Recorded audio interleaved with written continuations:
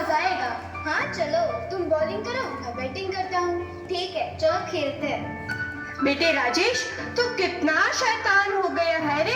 तुझे आज भी 102 बुखार था, डॉक्टर ने आराम करने की सलाह दी है और तू है कि मानता ही नहीं।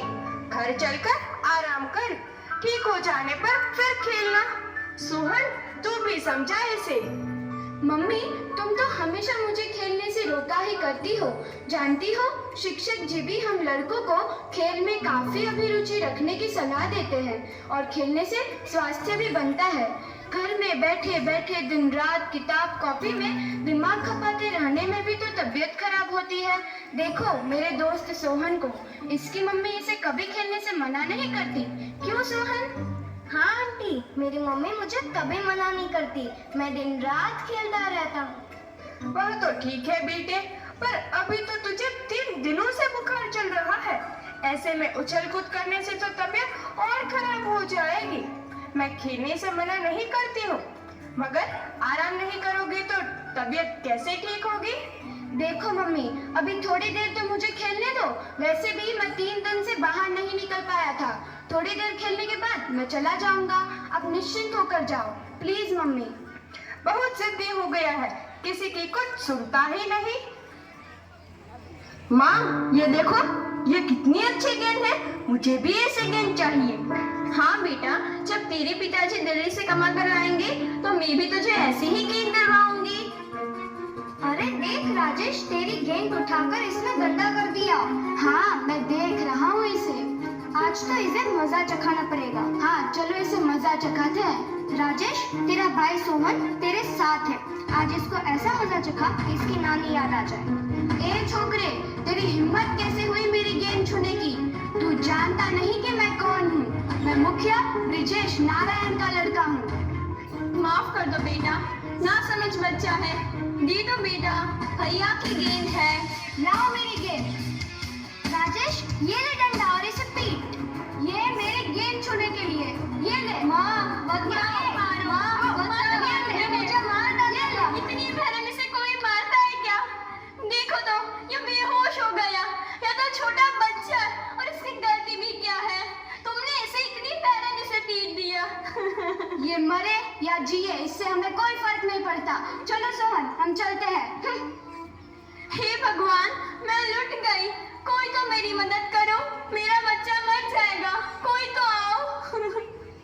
भैया, मेरा बच्चा बेहोश है, थोड़ी मेरी मदद तो कर दो। भगवान के वास्ते इसे मेरे घर तक तो छोड़ दो। नहीं नहीं, मैं मदद नहीं कर सकता। पुलिस केस के चक्कर में मुझे नहीं पड़ना, मैं जा रहा हूँ। तुम्हें शर्म नहीं आती? एक घायल व्यक्ति की मदद करने के बजाय तुम भाग रहे हो। क्या यही इंसानियत है कि हम किसी को मरता हुआ छोड़ दें? और यह तो एक बच्चा है, कम से कम हम इसे इसके घर तो छोड़ सकते हैं। चलो, हम इसकी मदद करते हैं। तुम ठीक कर रहे हो भाई, मैं अपनी गलती पर शर्मिंदा हूँ। कोई तो बचाओ मेरे बच्चे को, मेरा बच्चा मर जाएगा। कोई तो आओ। क्यों बहन, तुम क्यों रो रही हो? तुम्हें क्या तकलीफ है? जरा हमें भी बताओ, शायद हम तुम्हारी कुछ मदद कर सके। भैया, तुम कौन हो? देखो, मेरा एकमात्र 10 साल का बेटा मोहन दम तोड़ रहा है। मेरे पास इस समय फूटी कौड़ी तक नहीं है। मेरी समझ में नहीं आ रहा, मैं क्या करूं, कहाँ जाऊं? मैं इसी गांव का रहने वाला हूँ। आखिर बताओ तो कि तुम्हारे बेटे को क्या हुआ है? आज ही लगभग 5 बजे शाम को यह मेरे साथ बाजार जा रहा था। उसी बीच मुखिया जी का बेटा आंगन में गेंद से गिर रहा था। गेंद मेरे बेटे के पास आ गई तो उसने उठा ली। बस इतनी सी बात पर वह आग बबूला हो गया। मेरे लाख मना करने पर भी वो नहीं माना और बांस की छड़ी से इसे जोर जोर से पीटने लगा और तभी से ये बेहोश पड़ा है। बहन, चिंता मत करो, मैं यहाँ से तब तक नहीं जाऊंगा जब तक तुम्हारा बेटा ठीक नहीं हो जाता। चुनमुन, तुम जल्दी से जाओ और डॉक्टर रश्मि को बुला लाओ। उन्हें मेरा नाम लेकर कहना और सारा हाल सुना देना, ताकि वे दवा वगैरह लेते ही आए। बहन, तुम रोना बंद करो, तुम्हारा बेटा बिल्कुल ठीक हो जाएगा। आइए डॉक्टर साहिबा, देखिए तो इस बच्चे का क्या हाल है। जल्दी से जल्दी उपचार शुरू कीजिए ताकि इसकी जान बच जाए। मुखिया जी, बच्चे को काफी चोट है, छोटा है और कमजोर भी है, हालत तो नाजुक है, पर मैं इसका इलाज करती हूँ, ईश्वर की जैसी कृपा।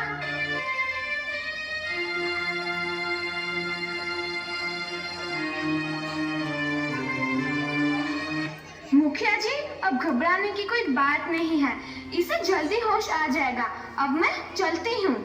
नहीं डॉक्टर साहिबा, कुछ देर और ठहरिए, इसे जब तक होश नहीं आ जाता मैं आपको नहीं जाने दूंगा। ठीक है, आपकी इच्छा है तो बैठती हूँ। माँ तुम कहाँ हो? मैं किधर हूँ? मुझे क्या हो गया था? मेरा लाल, मैं यहीं पर हूँ। देखो, तुमसे मिलने कौन कौन आ गया है। मेरा बेटा ठीक हो गया, ठीक हो गया। अब मोहन बिल्कुल ठीक है। मुखिया जी, अब मैं चलती हूँ, काफी रात हो गई है। हम भी चलेंगे डॉक्टर साहिबा। मोहन की माँ, अब तुम्हारा बेटा बिल्कुल ठीक है, इसे दवा देती रहना और कल डॉक्टर साहिबा को एक बार इसकी तबीयत का समाचार जरूर बता देना। और ये लो कुछ पैसे, फल वगैरह मंगाकर मोहन को खिला देना। मैं कल किसी समय आकर फिर देख जाऊंगा। भैया, तुमने मेरी बेटी को जीवन दान दिया है, मैं तुम्हारे इस उपकार को कभी नहीं भूल पाऊंगी, कभी नहीं। क्यों राजेश, तुम्हारी तबीयत अब ठीक है? जी हाँ पिताजी, मेरी तबीयत अब बिल्कुल ठीक है। कल शाम जब आप बाहर गए थे तो मैं और सोहन गेंद से खेल रहे थे। हाँ अंकल, हम कल खूब खेले। जानते हो, कल इसने एक गरीब के मासूम बच्चे को कितनी बेरहमी से पीटा था। वह तो संयोग अच्छा था कि उस रात हम उसी के घर के बगल से होकर आ रहे थे। उसकी माँ की चीख पुकार सुनकर हमने उसकी खबर ली और डॉक्टर को बुलवाया। जल्दी इलाज होने के कारण वह बच गया, अन्यथा उस बेचारे की गोद सूनी हो जाती। ऐसी है तुम्हारे लाडले की करामत। क्यों राजेश, तुमने ऐसा क्यों किया? उस बदतमीज लड़के ने मेरी गेंद उठा ली थी। अगर यकीन नहीं होता तो सोहन से पूछ लो। हाँ आंटी, उसने हमारी गेंद उठाकर गंदा कर दिया था। तो बस इतनी सी बात के लिए तुमने उस गरीब के लड़के को इस कदर पीटा कि वह बेहोश हो गया? तुम बुरी संगति में पड़कर बदमाश हो गए हो। लाख समझाती हूँ, पर तुम पर कोई प्रभाव नहीं पड़ने वाला। तुम्हारे जैसे लड़के हैं तो कुल का नाम डुबो देते हैं।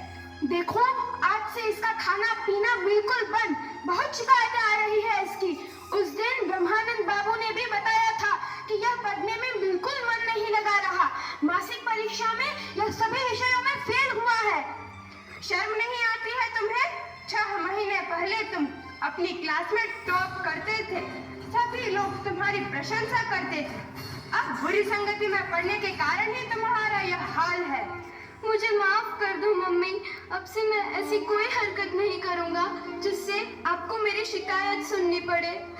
सचमुच मैं सोहन जैसे लड़कों की संगति में पढ़कर बहक गया था। बेटे, पिताजी के पैर पकड़कर गलती के लिए क्षमा मांगो और प्रतिज्ञा करो कि फिर कभी तुम्हारी शिकायत नहीं आएगी। मुझे माफ कर दीजिए पिताजी। ठीक है राजेश, तुम अब भी सुधर जाओ तो ठीक है। कहा गया है कि सुबह का भूला यदि शाम को घर लौट आता है तो उसे भूला नहीं कहा जाता। लेकिन एक बार तुम्हें मोहन की माँ के घर चलकर उससे माफी मांगनी होगी। जब तक वह माफ नहीं करेगी, मैं भी माफ नहीं करूँगा। जैसी आज्ञा पिताजी, मैं आज ही जाकर उनसे माफी मांग लूंगा। मैं इस बात के लिए काफी शर्मिंदा हूँ। माँ, इसी लड़के ने कल मुझे पीटा था। यह बहुत बदमाश लड़का है, इसे यहाँ से भगाओ। इसका मुंह भी मैं नहीं देखना चाहता। बहन, यह बदमाश लड़का मेरा ही बेटा है। मेरी इच्छा है कि तुम इसे उसी तरह बेरहमी से पीटो जिस तरह इसने कल मोहन को पीटा था, तभी मुझे शांति मिलेगी। भैया, तो तुम मुखिया जी हो, कल रात बताया क्यों नहीं? हे भगवान, मैं नहीं पहचानती थी। भैया, तो यह भी तो मेरा ही बेटा हुआ ना, है ना? गलती बच्चों से ही होती है और तुमने तो मेरे बच्चे को जीवन दान दिया है। मैं तुम्हारे इस उपकार को कैसे भूल पाऊंगी, कैसे भूल पाऊंगी? नहीं नहीं, ये डंडा मुझसे नहीं उठने वाला, नहीं उठने वाला। माँ, माफ कर दो मुझे। भाई मोहन, मुझे क्षमा नहीं करोगे? मैंने तुम्हें बहुत कष्ट दिया। माफ कर दो, भाई है। हाँ भाई, मैंने तुम्हें माफ किया, लेकिन आगे से ऐसी गलती ऐसे हमें सीख मिलती है कि हमें बुरी संगति में पड़कर कोई बुरा काम नहीं करना चाहिए और हमें अच्छे लोगों का साथ लेकर हमें भी उनकी तरह अच्छे बनने की कोशिश करनी चाहिए। जैसे कि हमें एक दूसरों की मदद करनी चाहिए, जैसे मैंने की। अगर हमें कोई व्यक्ति घायल मिले तो हमें उसकी मदद करनी चाहिए। डॉक्टर का धर्म है लोगों की जान बचाना। अगर डॉक्टर ही नहीं, अगर हम भी चाहेंगे तो हम भी किसी की जान बचा सकते हैं और उन्हें जीवन दान दे सकते हैं। हमें किसी के साथ मारपीट नहीं करनी चाहिए। अगर कोई व्यक्ति मुसीबत में हो तो हमें उसकी मदद करनी चाहिए। हमें उपकार का बदला उपकार से ही देना चाहिए। गलती तो मनुष्य से होती है, इसलिए हमें मनुष्य को माफ करना चाहिए। जय महाराज।